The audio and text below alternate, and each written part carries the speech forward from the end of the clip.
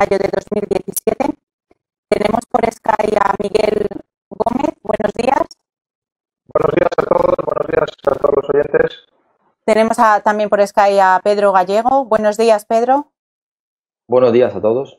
Y en el estudio tenemos a Pedro Manuel. Buenos días. Hola, muy buenos días. Bueno, pues vamos a comenzar el programa de hoy, que estamos a 3 bandas, todos muy bien comunicados, gracias a Isabel. Y bueno, yo quería empezar por Miguel para preguntarnos qué noticias nos había seleccionado para hoy.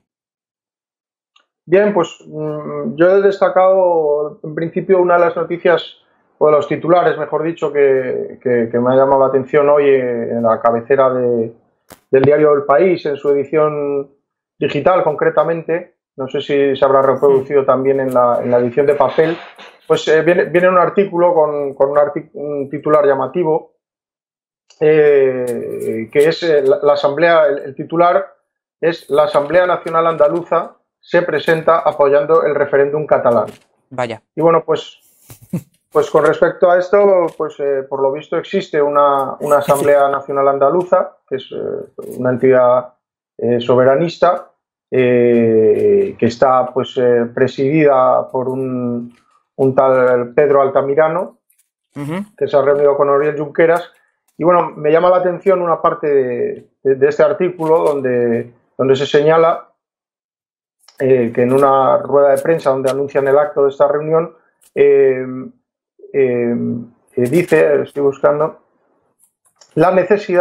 destaca la necesidad de que los andaluces decidan su futuro en las urnas para lograr la creación de un Estado propio. Entonces, bajo el título Declaración por un Estado andaluz, que es el título que le dan a esta majadería, por decirlo de alguna forma. Suavemente, ¿no? Sí, suavemente, porque no tiene otro nombre. El texto evoca cómo millones de andaluces reivindicaron en 1977 sus derechos como pueblo y sostiene que 4 décadas después aquellos aires de libertad y reconocimiento nacional e identitario han quedado machacados por los intereses partidistas de los partidos estatalistas. Atención, que habla de partidos estatalistas, imagino que se refiere a los partidos que han ocupado el gobierno central. No sé exactamente qué quiere decir con esto. Sí, porque estatales lo son todos, o sea que... Claro, entonces, bueno, pues en esta, obviando, digamos, la parte de esta ya epidemia, digamos, de soberanismo que se desata en España, porque inicialmente era la de Cataluña, pero ahora ya parece ser que se están sumando el resto de comunidades. No hace mucho también escuchábamos como en Aragón Echenique, que es creo que es el presidente ahora, también pues hacía unas manifestaciones en ese sentido de Aragón también como nación. Pues bueno, pues parece que ahora en Andalucía pues siguen un poco este camino. No sé qué os parece. Sí, bueno, pues mira, yo no sé si era verdad o mentira lo del otro día que nuestro amigo Paco Bono nos ponía el enlace y además hacía un vídeo muy gracioso sobre el tema del Principito en andaluz. Pues esto ya, después de ver esto que me estás contando a mí, pues la verdad es que me sabe incluso a poco, se podía esperar cualquier cosa. Pero además es un virus, como dices tú, pues que cunde en una descomposición de los partidos estatales y de la partidocracia en sí misma, que incluso llega a Madrid, porque mientras tú, Miguel, estabas comentando esta noticia, veo yo que en las páginas dedicadas a Madrid, en la edición de Madrid del País, hay un titular que dice que Carmena apoya el acto separatista en el consistorio. Concretamente dice aquí en el titular, que el ayuntamiento sea un espacio abierto a todas las sensibilidades, incluida la separatista catalana. De hecho, el próximo día 22 de mayo, representantes de la Generalitat, con el presidente Puigdemont a la cabeza, vendrán a Madrid para lanzar un ultimátum al gobierno de Mariano Rajoy, y lo va a hacer desde el Ayuntamiento de Madrid. Carmena, como siempre, con ese tono de las declaraciones que la caracterizan, dice que es estupendo que el presidente catalán explique su proyecto desde el Ayuntamiento de la capital. O sea que esto parece que, bueno, pues que el ejemplo va cundiendo, ¿no, Miguel? Claro, efectivamente, sí. Esto es como hágase usted su propia nación a medida. Sí. Cada cual quiere decidirse con este absurdo derecho a decidir que evidentemente es un imposible. Sí.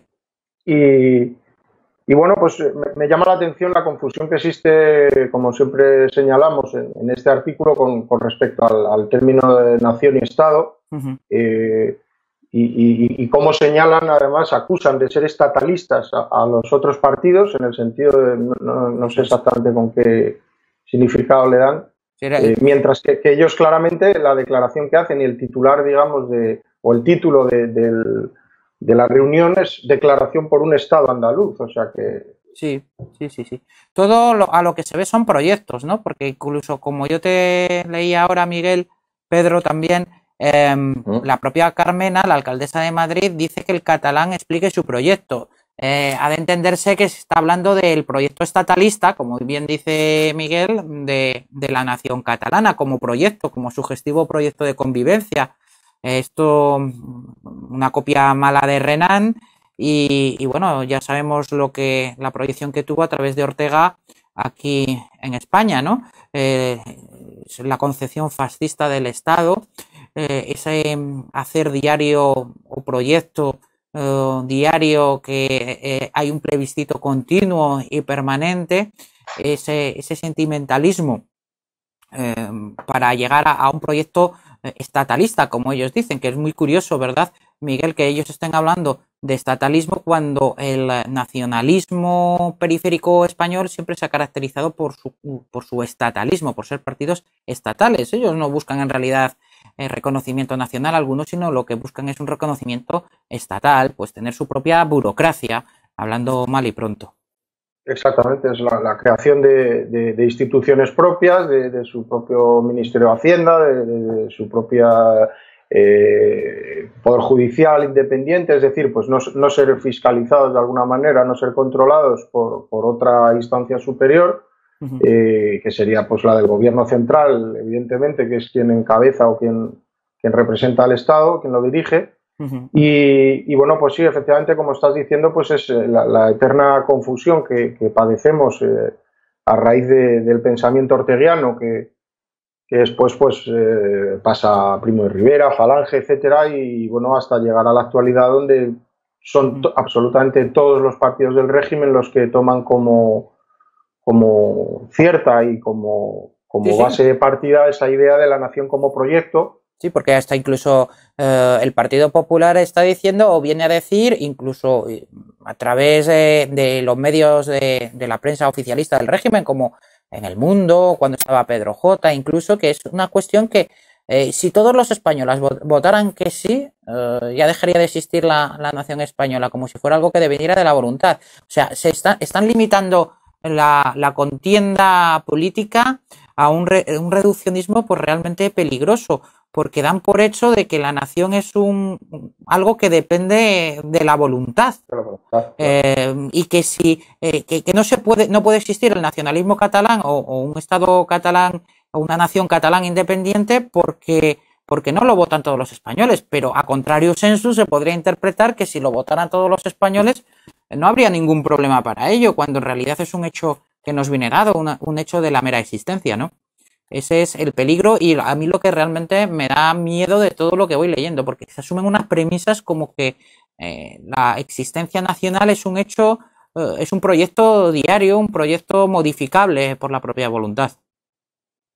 Claro, efectivamente, y resulta sobre todo también de que en España, al no existir realmente política, porque únicamente existe pues lo que llaman políticas, añadiendo la S al final, y que siempre pues es una idea en la que también don Antonio pues destaca constantemente esa confusión, digamos, derivada de lo que son pues medidas administrativas del Estado y que se hacen pasar, digamos, por una suerte de pluralidad de concepciones, digamos, o de ideologías, cuando en realidad no es así. Entonces, como resultado de esa inexistencia política, todo se reduce a una burocratización en todos los sentidos del Estado. Entonces, desde ese punto de vista, pues se asume que todo es una cuestión de mera burocracia, de acuerdos, de pactos. Entonces, desde ese punto de vista, pues ellos entienden que todo se puede decidir, que todo es negociable, todo es cuestión de dar más dinero, dar más concesiones o menos, etcétera, y eso es lo que provoca, yo pienso, este estado de cosas en el que... No sé qué te parece, Pedro. Sí, estoy completamente de acuerdo. Bueno. Yo además cuando hablan de políticas, yo me echo es como cuando hablan de los mercados, ¿no? Que te echas la mano a la cartera. Eso es lo primero. Sí. Oye, disculpad un momento. Pedro, ahora te doy paso. Vamos a hacer una pequeña pausa en este momento para solventar unas cuestiones técnicas que tenemos y enseguida lo retomamos, ¿de acuerdo? Muy bien.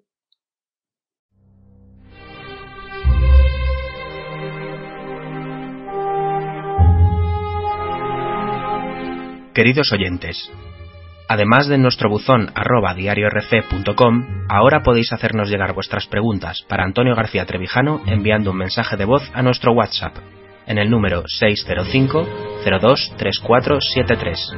Repetimos, 605 02 3473. Es importante que seáis breves y concisos para poder atender todas vuestras preguntas.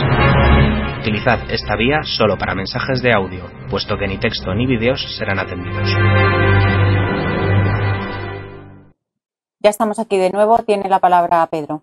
Bueno, pues de Pedro a Pedro se la paso a Canarias para que también nos hablen de este asunto que ha planteado Miguel tan interesante sobre esa Asamblea Nacional Andaluza. Yo no sé qué tal andáis también allí actualmente y cuál es el estado del nacionalismo en Canarias, Pedro.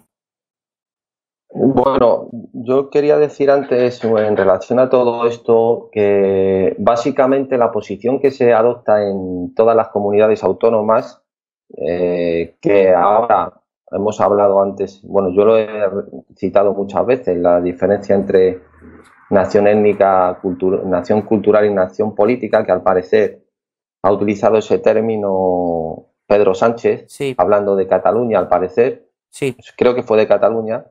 Claro, es que el concepto de nación cultural es un concepto que introduce Nietzsche en los famosos discursos a la nación alemana y que básicamente se sustenta en que cualquier pueblo, ¿no? O sea, el pueblo, lo que llaman eso, el folk o el Volksgeist, es el poseedor de la cultura. Y el que tiene, y por definición o como consecuencia de esto, el pueblo que tiene una cultura propia tiene un Estado. Ajá. Esto es precisamente la secuencia que siguen los nacionalismos separatistas en España.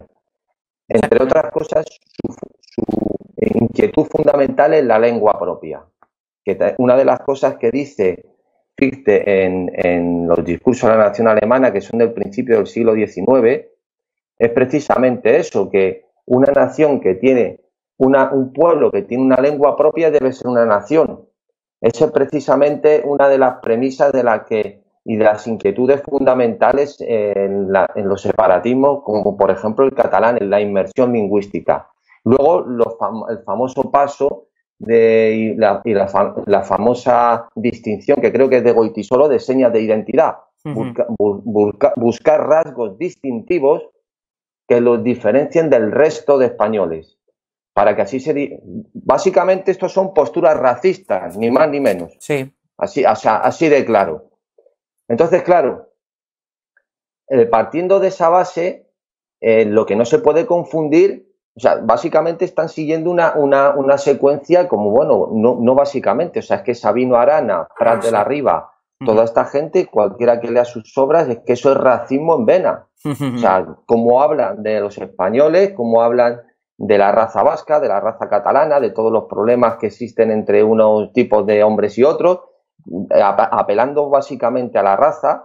O sea, ese es el mecanismo que se sigue en este tipo de cuestiones. En cuanto al tema que nos ocupa, que es la Asamblea Nacional Andaluza. Bueno, la Asamblea Nacional Andaluza, hay que recordar a toda la gente que el patrón de Andalucía es musulmán, que es Blas Infante. Sí. Pero es que Blas Infante, el proyecto de Blas Infante era coranizar Europa. Nada menos. O sea, es que los textos de Blas Infante en que están ocultos porque es que son disparates, Es que son delirios puros, pero es que se nombra patrón de Andalucía votado por el PP, el supuestamente defensor de la unidad de España. Eso es. Todo bueno, el SAT, que es el Sindicato Andaluz del Trabajo, donde estaba el cañamero y el chiflao que le está en la cárcel por agredir a una persona. Ah, sí, también. Estos fueron a recibir a Otegi. Sí, bódalo. Estos fueron a recibir a Otegi. Estos tienen conexiones con el mundo Abertzale. O sea, es decir, todo hoy España en sí misma, la idea de una nación política con un único Estado propio en el territorio, eso está ya desterrado completamente. O sea, decirme qué partido defiende eso de manera clara. Porque el PP vende a su madre con tal de aprobar los presupuestos o hace cualquier chanchullo. Ahora están con lo de Nueva Canarias, con el diputado Pedro Quevedo, dándole lo que haga falta para que apruebe ahora esto. Creo que son en concreto los presupuestos. Sí, hablando de números. Es decir, esto es así. ¿Qué se puede esperar de una nación que opera así? Que dentro del propio Parlamento, lo diré una y mil veces, tiene diputados que defienden la separación del territorio, pero es que los que no la defienden de manera frontal, explícita, sí, la justifican diciendo que tienen derecho. Que bueno, ellos no son partidarios, pero que tienen derecho, como Podemos o el PSOE o cualquiera. A partir de esto, con estos materiales, ¿qué se puede esperar del Parlamento y de las Cortes en España? Pues muy mal asunto. Le auguro un futuro por esta línea, pues desastroso completamente. No sé si no se abre como deseamos todos un proceso y un periodo de libertad constituyente, desde luego esto va a ir cada vez a peor. Sí. A peor, efectivamente. Sí, mira. Sí, no, a mí me gustaría, si me permites, Pedro, Manuel, un momento, destacar una... Creo que no me oyes ahora, no sé si... Sí, te escucho perfectamente. Ah, de acuerdo. No, hay una parte de lo que ha señalado Pedro Gallego que me parece muy interesante, y es precisamente cuando se ha referido al deber ser, lo que debería de ser una nación con respecto a digamos, las reflexiones que realiza Nietzsche sobre la nación cultural alemana. Pero no es lo mismo. Fichte, perdón.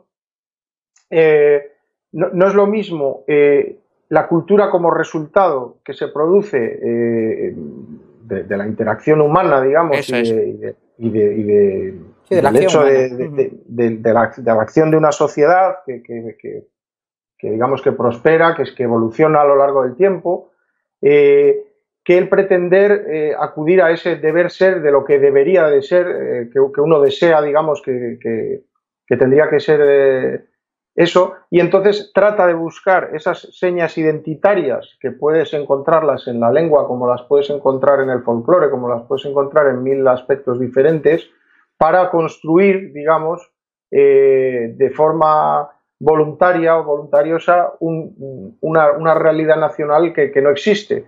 Es ese enfoque, digamos, de que el Estado es el hacedor que existe actualmente, pues, en España, en toda Europa, del Estado como hacedor de la realidad cultural. El Estado es el que crea la cultura desde ese punto de vista estatalista, y según ese enfoque, evidentemente, si el Estado crea la cultura, pues ¿por qué no puede crear naciones? Puede crear una moral, puede crear... bueno, es un Estado omnipotente que se... Sí, por eso sale, digamos... Por eso son estatalistas. Pero bueno, no, pero si no hay que irse más lejos. Si eso lo dice Monedero, que tanto derecho tenemos a creer en España como Sabino Arana en creer en Euskadi, y William Wallace, como lo utilizan los escoceses en auparle como hacedor de una nación. O sea, es decir, si esto está en estos términos, pero no es que sea una cosa especulativa, es que esto está así funcionando. Sí. Eso es así como está funcionando. Y en España ya es el máximo exponente en todas estas cuestiones. A ver quién le dice ahora en cualquier sitio que España es solo una única nación.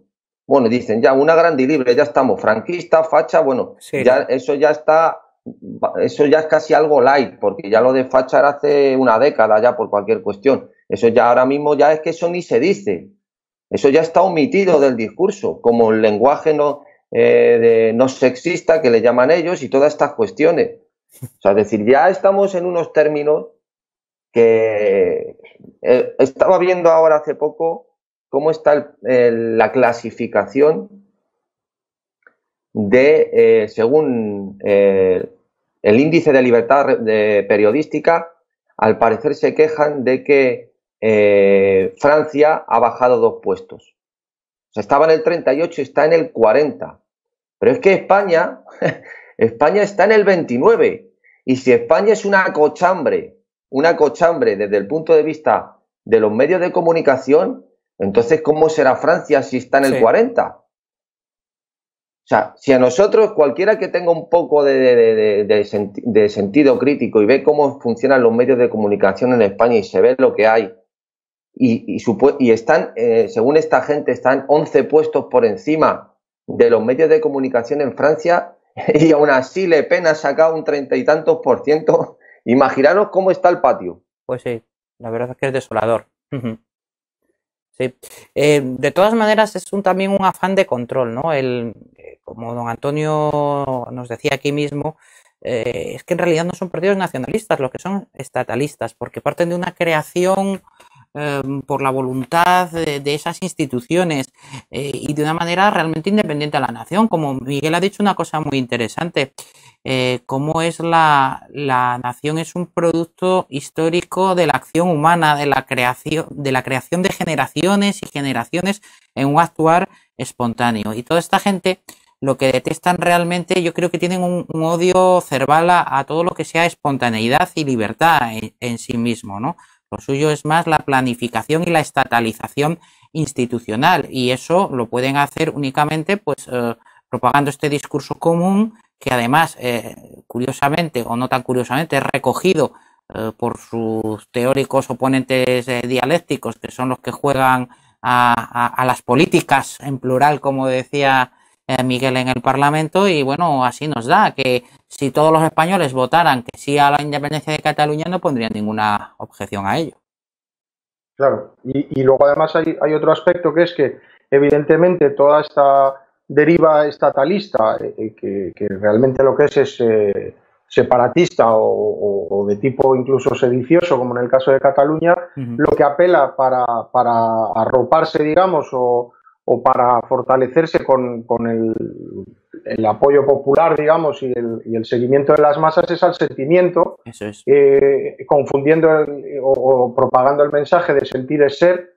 Si sientes algo, eres, que es el mensaje, digamos, sí, propio de la socialdemocracia y que impera ahora mismo en la opinión pública, que simplemente si uno siente una cosa, pues es esa cosa que sienta.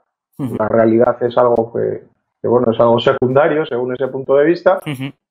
Y entonces, bien, claro, pues se apela constantemente a que si yo me siento catalán o me siento andaluz o me siento lo que quiera sentirme, y ese sentimentalismo pues es utilizado pues muy hábilmente y mediante pues toneladas de propaganda por todos los partidos del régimen, todos los partidos de masas que se valen de ello pues para crear esa Sí, pero además esto es muy peligroso porque ese razonamiento es en dos sentidos, porque en realidad la visión de la nación y el Estado que tienen estos no difiere mucho o prácticamente nada al que tenía, por ejemplo, la Falange. Claro, pero eso es fascismo puro, eso es totalitarismo. Claro, porque claro, en ambos hay ese componente es sentimental, ese proyecto sugestivo de vida en común, ese plebiscito diario, esa integración de los gobernados en el Estado, en aquel entonces a través de un solo partido. Ahora en la partidocracia ese principio de identidad es a través de varios partidos, ¿no? ¿Y qué impide, si sigues ese razonamiento, llegar a las conclusiones que llegan ellos? Si es asumido pacíficamente por todos en el discurso político, pues es que en realidad es una lógica perversa, pero no deja de ser una lógica, ¿no? Pero bueno, además, si es que es todavía peor, porque, es decir, porque si ese es el mismo discurso totalitario o estatalista, como dice Miguel, de Falange, pero bueno, vamos a poner que es el mismo discurso, pero bueno, es que en Falange había gente como Pedro Lainentralgo. Bueno. Es que José Antonio Primo de Rivera es, vamos, es que es Schopenhauer al lado de cualquiera de estos. O sea, decir, sí, muy bien, falangista, lo que quieras, pero ¿qué gente tiene, qué clase de personas tienen estos nacionalistas de quinta fila? ¿Qué pensadores, qué filósofos? Si es que eso es una cochambre intelectual absoluta. O sea, es decir, sí, muy bien, la Falange era un partido, lo que queráis, pero ahí había gente por lo menos con una categoría. Eso es algo que no es una cuestión subjetiva, eso es algo, vamos, a ver, ¿quién puede discutir la figura como pensador de Pedro Lainentralgo, independientemente de su posición política? Pero bueno, pero ¿qué tienen? O de otros muchos, los que escribían en la revista El Escorial, o 20, muchos casos. Pero esta gente que tiene aquí, o sea, es que encima ya no es solo que tomen esa línea totalitaria, estatalista, de Falange, en este caso, que estamos haciendo esa analogía, sino es que tú fíjate que aquí el prócer número 1 es Oriol Junqueras. Tú fíjate que el físico nuclear del CERN, es que es alucinante. Sí. Entonces, ¿qué se puede esperar de todo esto? Y esto está patrocinado. Lo triste de todo esto es que el patrocinio y la sponsorización la hace el gobierno central, el Estado español, como les gusta decir a ellos. Sí, sí. Porque tal como está configurado esto, que aquí sí citamos a García Trevijano, es que la corrupción es factor de gobierno y sin corrupción esto no camina. Sí, sí. ¿Qué mejor manera de corromperse que tener que ceder en cuestiones que son contradictorias con la propia supervivencia de la nación? Que es cederle a los nacionalistas todo lo que piden. Eso es. Pues así está configurado esto. Mirad, de hecho, y viene al caso, me las pensaba tratar antes, pero ya que lo viene mejor traído al hilo de lo que dices tú, un ejemplo clarísimo lo tenemos en la prensa de hoy. Página 20 del País, el gobierno del Partido Popular alivia la presión a Convergencia Democrática de Cataluña por el Palau tras el acuerdo de la estiba. El gobierno del Partido Popular ha aligerado la presión sobre el PDeCAT, antigua Convergencia, a propósito del caso Palau.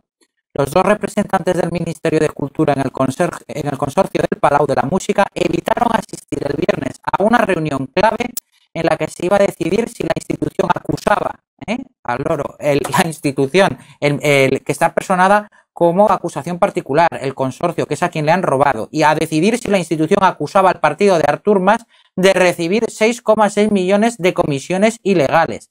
La Generalidad impuso su mayoría y dijo no. La ausencia de los representantes del Ejecutivo Central llegó a la vez que el Partido Popular y el PDeCAT ultimaban un acuerdo para sacar adelante la reforma de la estiba. ¿Qué os parece? ¿Pedro? Sí, claro, pues un caso más un ejemplo más de cómo la corrupción es necesaria para que esto siga funcionando. Es que es evidente. Si es que no se puede dar un paso sin corromperse. Si es que se paraliza todo. Sí, efectivamente, aquí ya se ves. Se paraliza todo. Hasta la producción de las leyes. Todo se paraliza sin corrupción. Claro, es imposible.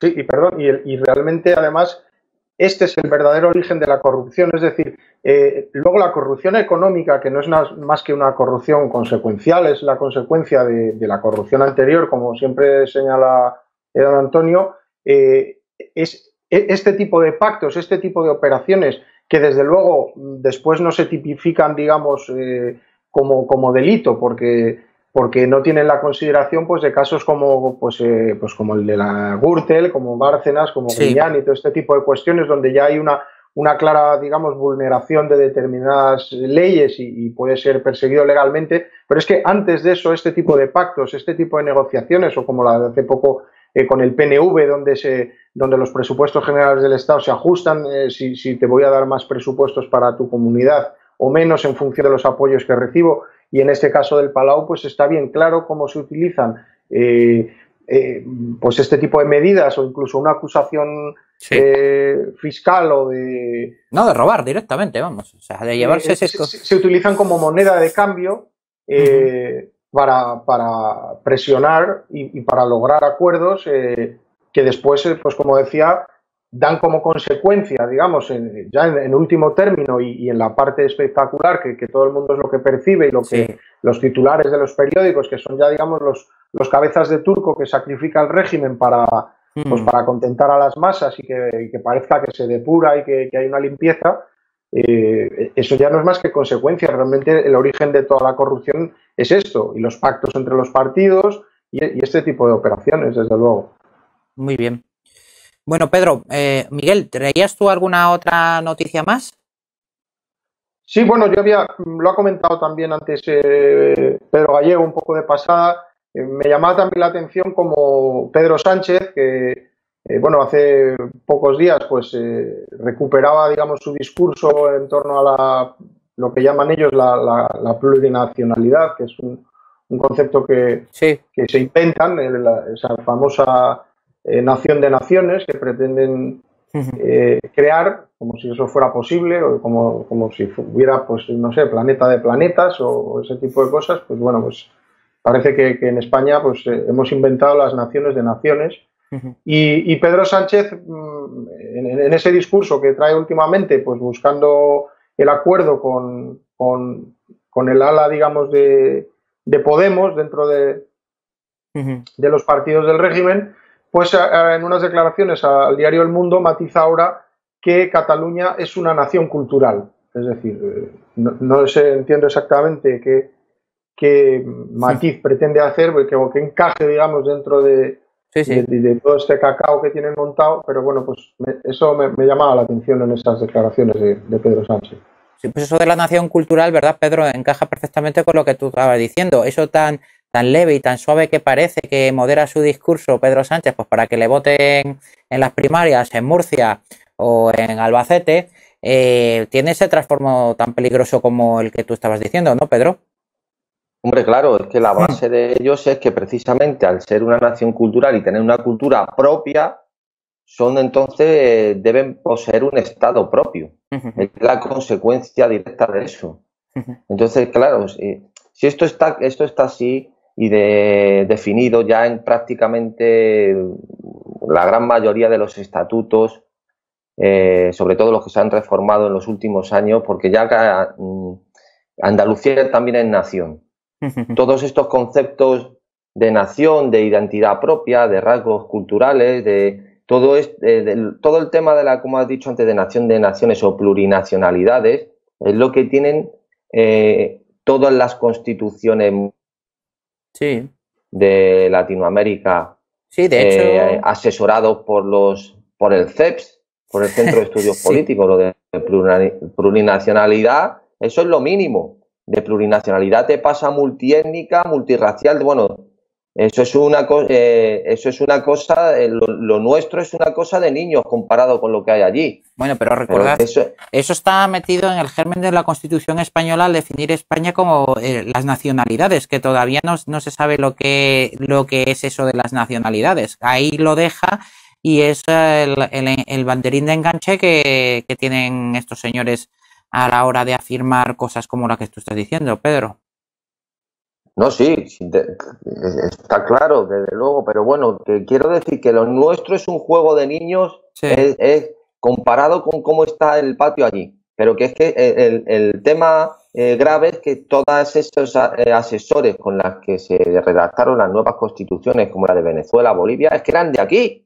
Sí. O sea, que son muchos del entorno de Podemos y de Izquierda Unida. Antes de Izquierda Unida sí que existía, pero no Podemos, los que asesoraron a todos estos gobiernos. Y esos son los que tienen la idea. Bueno, ahora está Pablo Iglesias fomentando y apoyando que el asturiano sea lengua también, oficial. Es cierto. O sea, es decir, lo que quiero decir, que la línea va por ahí. La línea no va por mitigar las comunidades o los separatismos centrífugos. La línea va por todo lo contrario, por ya asumir como verdadero eso. Es decir, es como decía Hume, la falacia naturalista, ¿no? Extraer del ser el deber ser, de la existencia de algo extraer la norma.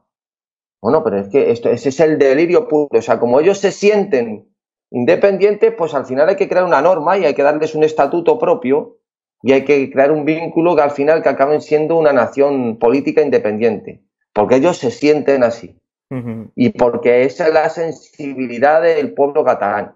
Entonces, con este mecanismo de razonamiento, pues desde luego, claro, Rajoy está en una posición de repliegue. Eso es. En la que cede todo y más. Desde luego está condenando a la nación española por décadas. No sé a dónde acabará esto, pero desde luego le veo muy mala solución. Pero es que, claro, vosotros mirad lo que viene detrás. Es que Pedro Sánchez, por ser presidente del gobierno, es capaz de crear 17 naciones y 3 federaciones, no una, 3. La de la meseta, la del Cantábrico y la de... O sea, es que esto es una cosa verdaderamente de locos. Lo curioso es que, hilvanando con lo que está pasando en Centro Europa, que siempre se coge como modelo, entre otros países, a Francia como modelo republicano de libertad, en la famosa tríada libertad, igualdad, fraternidad, como en este paradigma en el que supuestamente Francia siempre ha estado avanzada en este tipo de cosas, están allí con un casi 40% de votos del Frente Nacional, cosa que aquí en España sería algo impensable. ¿A vosotros se os ocurre que aquí existiera un partido paralelo o homologable a Frente Nacional con esa fuerza?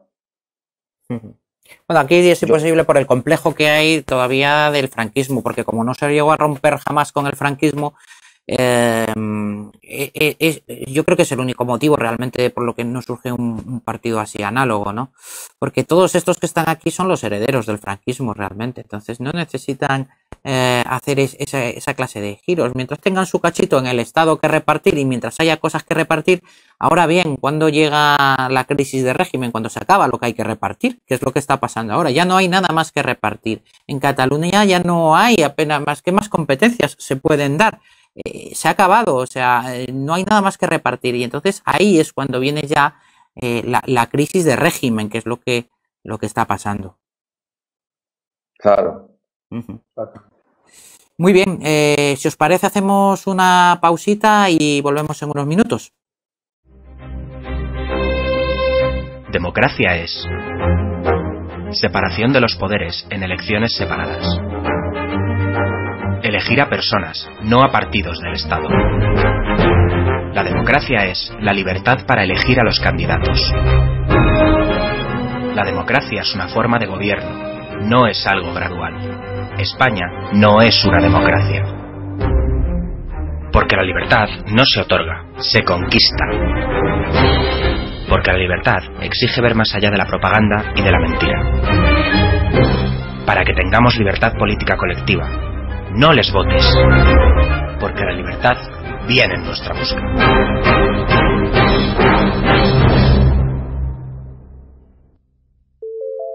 Movimiento Ciudadano hacia la República Constitucional. Visítanos en mcrc.es. 3, 2, 1. Ya estamos aquí de nuevo, tiene la palabra Pedro. Hola de nuevo, pues ahora vamos a ver un artículo. Raramente tratamos aquí artículos de opinión porque las opiniones nos importan más bien poco, lo que nos importa realmente son los criterios, ¿no? Pero de vez en cuando pues salta la liebre y hay algún artículo de opinión que sí que merece la pena. En este caso, en El Mundo viene la opinión de uno de los penalistas más ilustres españoles, que es Enrique Gibernat Ordeig, y lo titula La filtración de actuaciones procesales. Bueno, es un artículo en el que don Enrique Gibernat le da la vuelta al fiscal jefe anticorrupción Manuel Mois y le critica, no duramente insultándole ni hablando negativamente de él ni de su presunta implicación, digamos, poco clara en el asunto Lezo, sino que simplemente le da duro de manera técnica, con impecable técnica jurídica, sobre unas declaraciones que hizo Manuel Mois en cuanto quería promover legislación que sancionara a los medios que publiquen datos de sumarios secretos, ¿no? Y no solo pedía a Manuel Moix que se hiciera una ley al efecto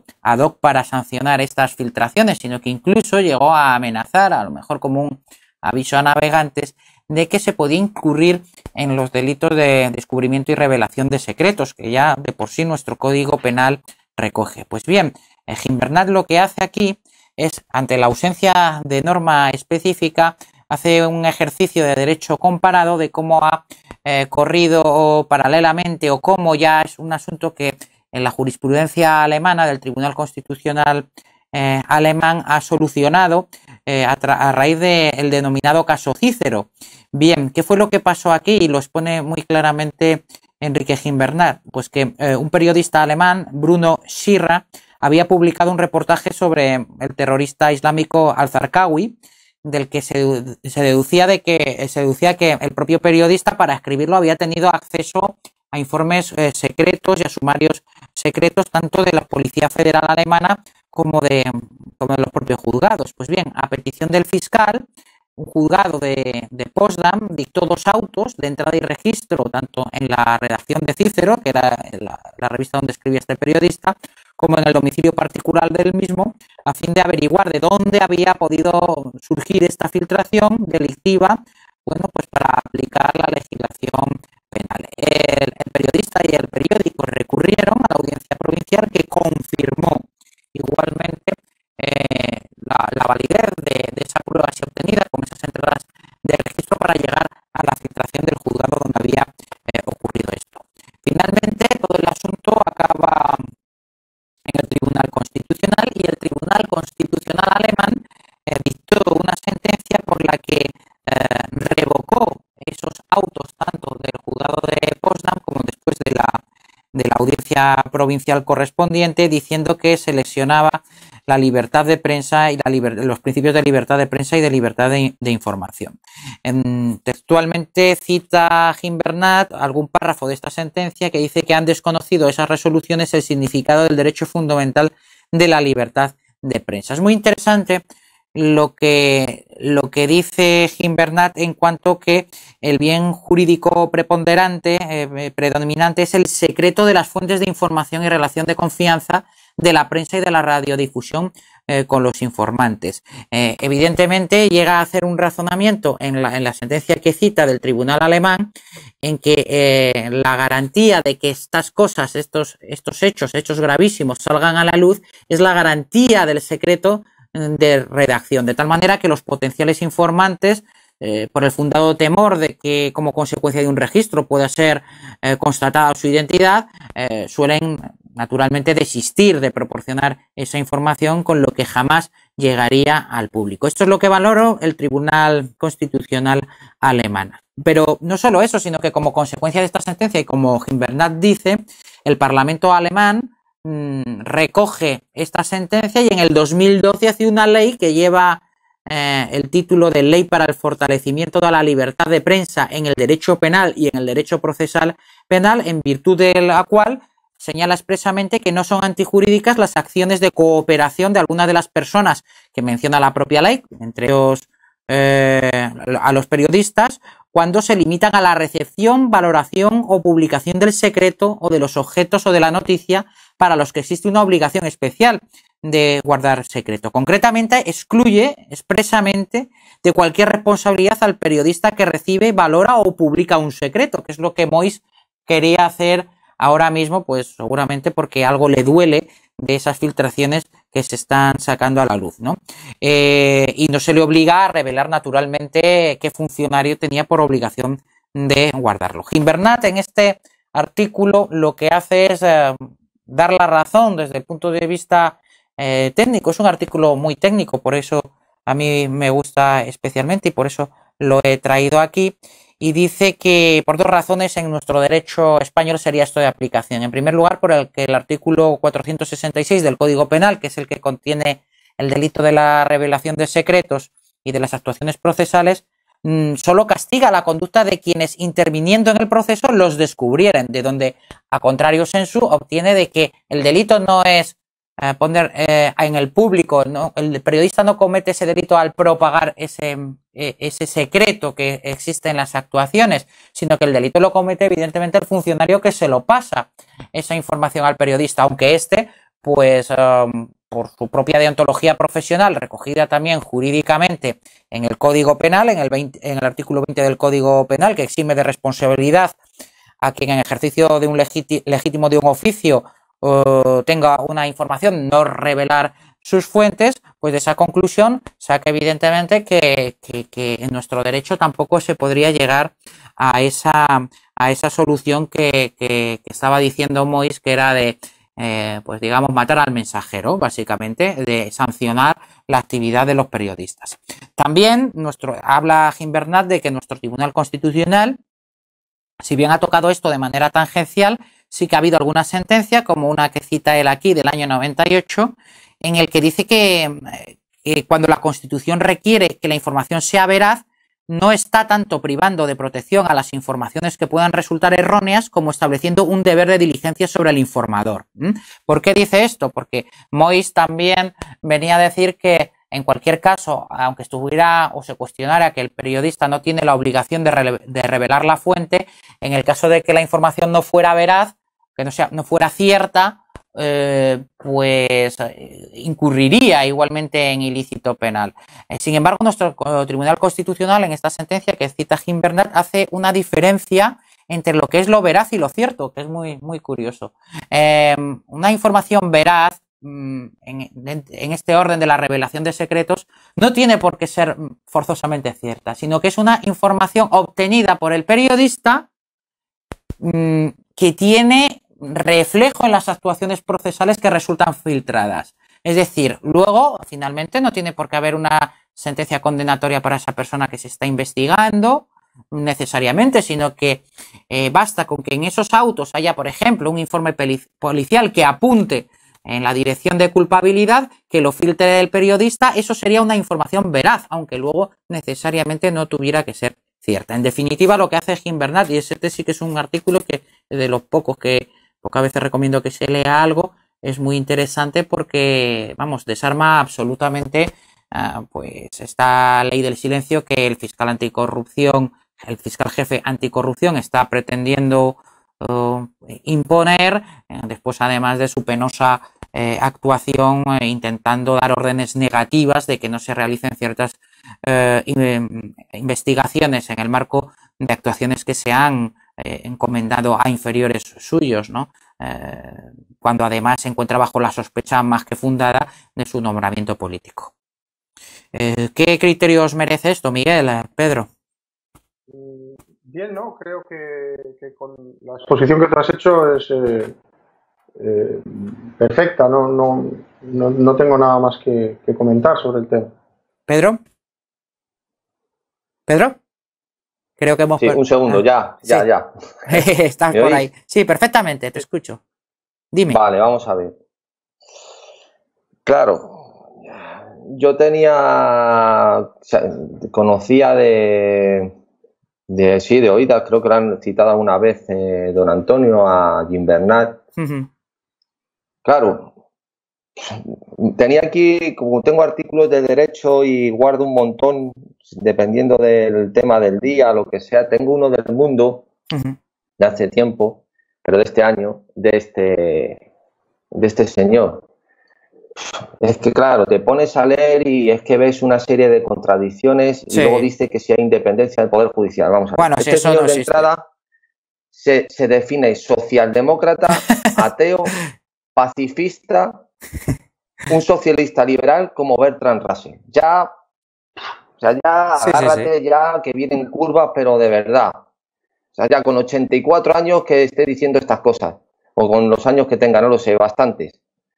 Resulta que le están hablando, él es admirador de la socialdemocracia de Willy Brandt y Helmut Schmidt. Tela. Admirador. No solo es admirador, sino que al caso que nos ocupa, cuando habla acerca del tema del derecho, ¿no? De la justicia, diciendo apela que no hay independencia, que no hay separación de poderes. Una cosa que dice, pero que luego es contradictoria, es que dice todo empezó con el felipismo, pero bueno, si es que el felipismo fue ocupado precisamente por la socialdemocracia alemana. Eso es. Bueno, esas contradicciones que parece mentira Sí. que, o sea, por un lado venere a la socialdemocracia alemana y reniegue del felipismo, porque dice que era el foco fue la gesta de la corrupción de local y de todo lo que vino después. De la ley del 85 famosa, que conocen mejor que nosotros. Pero hay un apartado que ya es para echarse a llorar y es cuando alguien se tiene que mojar de verdad en su profesión. Le preguntan por el caso Nos y dice sencillamente que sí, que lo que vale realmente es el juicio oral y que ahí parece ser que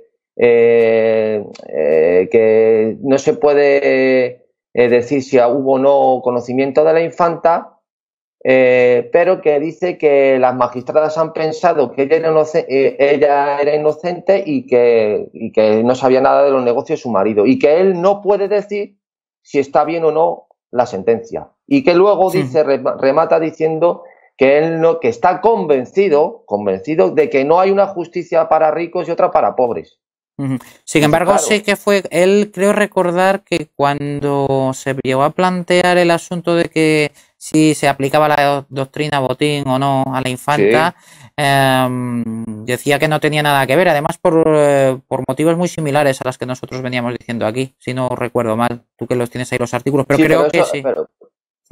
Pero como digo, eso es antes, ya después, es decir, antes de que se maride nada, después para decir la vergüenza de lo que ha sido esa sentencia. Porque claro, con esa misma, como dice Jering, que el derecho es una idea de experiencia, con ese mismo criterio, claro, si la infanta, hija de unos reyes, con una formación relativamente superior a la media, por lo menos en los colegios que ha ido, hombre, los tutores que habrá tenido, y trabajaba en la Caixa, o sea, supuestamente. El entorno en que se mueve, además trabajaba, como dices, en un banco. Si esta señora era completamente inocua a los negocios de su marido, no sabía nada, era ignorante, de ahí para abajo, entonces, ¿qué pasa? No, si eso está claro. O sea, que este señor diga si la sentencia está bien o no puede decir, si aquí no estamos hablando, señor mío, de si está mal redactada, si hay un fallo procedimental en el ejercicio del desarrollo de la sentencia. Aquí no estamos hablando de eso. Usted apela también aquí en la entrevista a la ética y a varias cuestiones más, y ahora me sale con que no sabe decir. En resumidas cuentas, que todo este tipo ya disparan a última hora, ya con nonagenarios prácticamente, y ni aún así son capaces de mojarse en decir que esto es fruto únicamente de la corrupción del Estado de partidos. Porque en el fondo él asume esto como un sistema democrático y además dice que el PSOE es un actor fundamental en la democracia.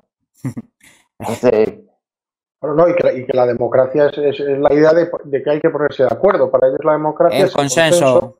Tenemos que estar todos de acuerdo, eso es la democracia. Cuando nos ponemos todos de acuerdo, hay mucha democracia, y si no estamos de acuerdo ya no hay democracia, claro. Exacto, eso es. Muy bien. Miguel, ¿tú tenías otra cosa más por ahí, otra noticia que nos querías comentar? Sí, bueno, también es llamativo, y me había llamado la atención en los titulares también, de nuevo, en la prensa digital, en esta ocasión, en el diario El Mundo, el siguiente titular que se puede leer: Hacienda busca a Podemos para pactar la nueva ley de contratos.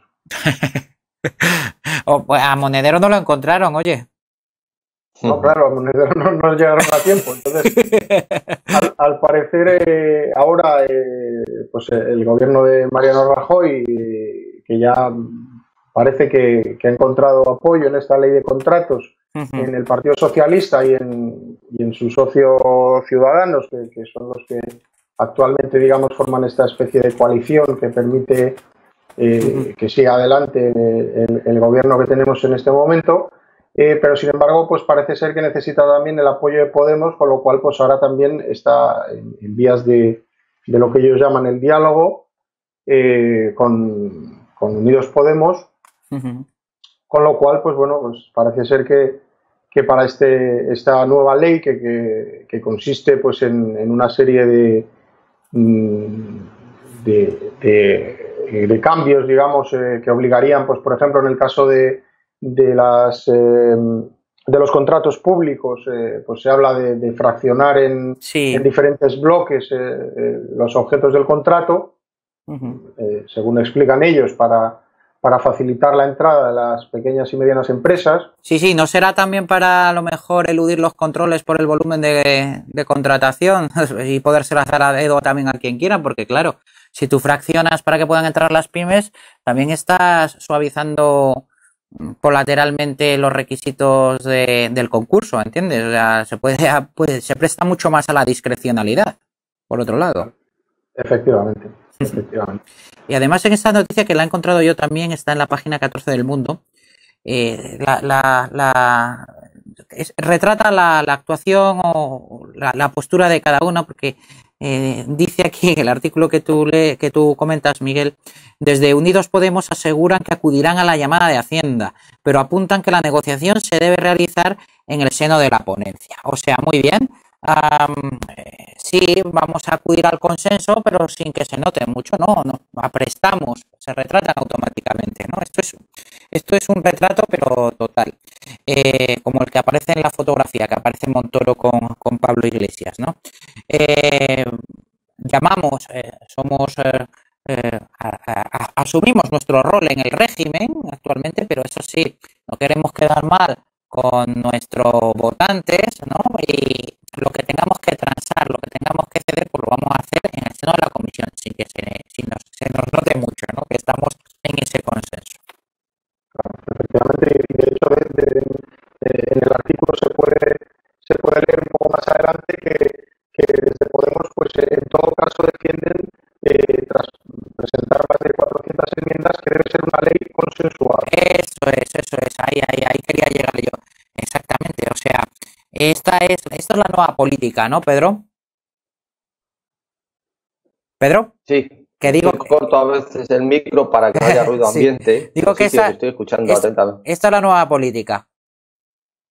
No, bueno, es que vamos a ver, Podemos está a partir un piñón con todos los partidos en la cuestión del diálogo y el consenso. Eso no es nada nuevo. El primero que dice que se va a sentar a hablar con cualquiera y de lo que sea es Rajoy.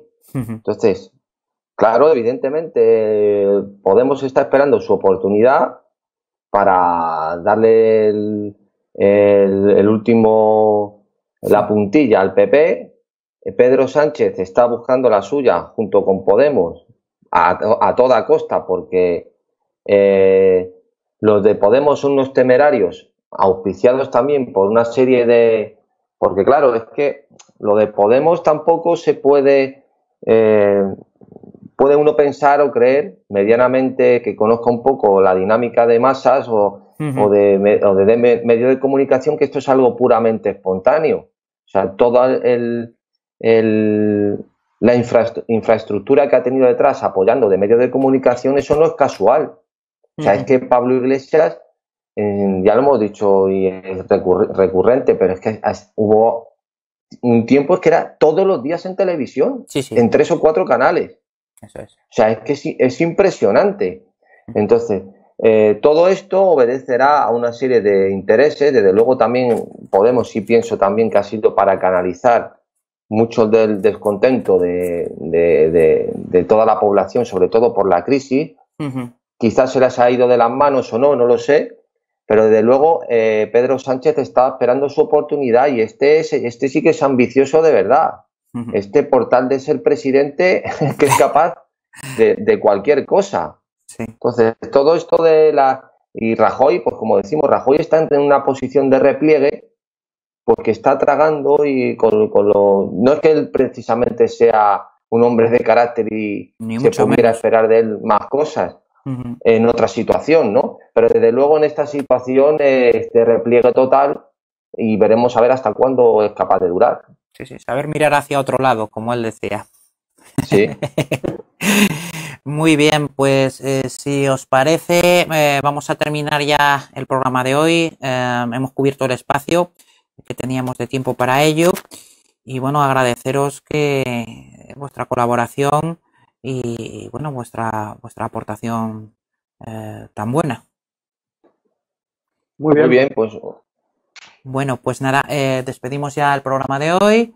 A nuestros oyentes dejarles emplazados para mañana y rogar compartáis el programa de hoy pues por todos los medios que tengáis a vuestra disposición. Un saludo muy fuerte. Pues hasta aquí el programa de hoy. Muchas gracias por escuchar Radio Libertad Constituyente.